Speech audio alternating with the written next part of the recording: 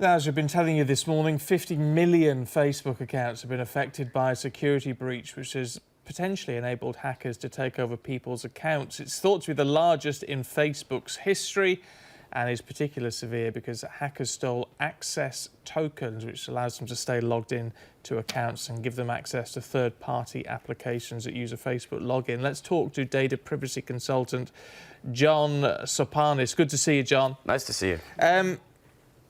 These data tokens and the access here, is it particularly alarming because of these third-party applications that then people can access as well as Facebook? Well, yeah, I think the first thing that allows you to do is the organization or entity behind getting access to those accounts would be able to access and pull information from those accounts.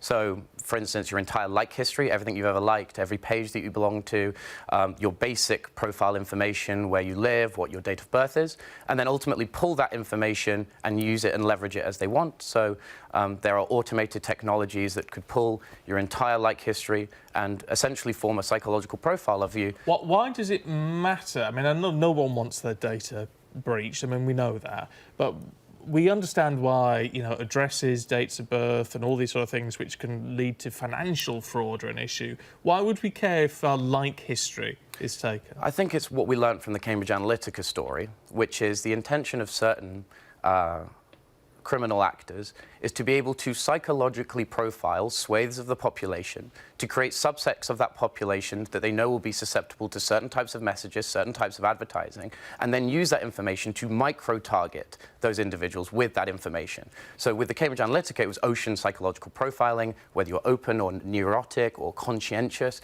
When you can extract somebody's like history, there was a study that said with just 120 likes, you could create a psychological profile of an individual that was more accurate than that person's understanding of their own psychology.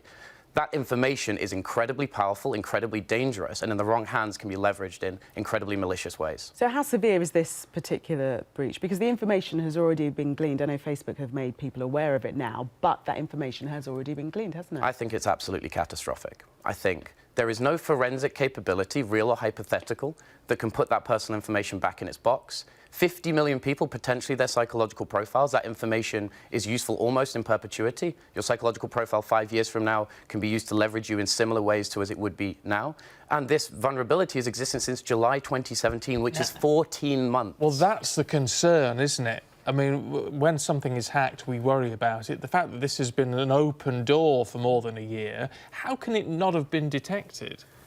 Well, I think, you know, I think that's a question for Facebook to answer.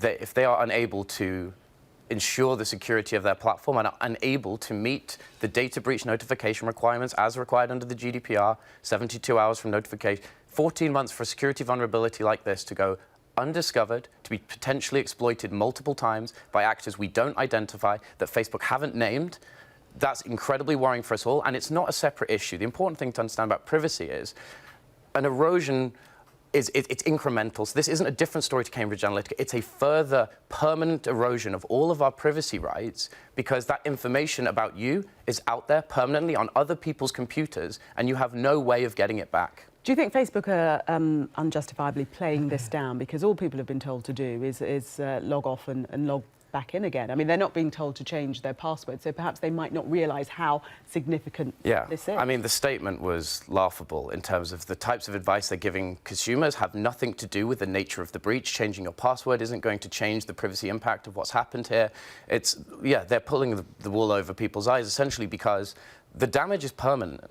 The information that's been leaked is permanent, and the ability to leverage that information is permanent so long as the Facebook platform continues to exist. But with all that, I mean, and I'm intrigued and slightly alarmed by what you're saying about profiling, but the point is that profiling information is available, isn't it? In the sense that whether we're giving it to Facebook or Instagram or whoever it is, we are putting that profile information out there. So under the General Data Protection Regulations, we prioritise something called consent. Consent, informed and explicit consent for personal information usage, because your personal information belongs to you. And part of that means if you decide that someone is to stop using that information, you have the right to easily tell them not to.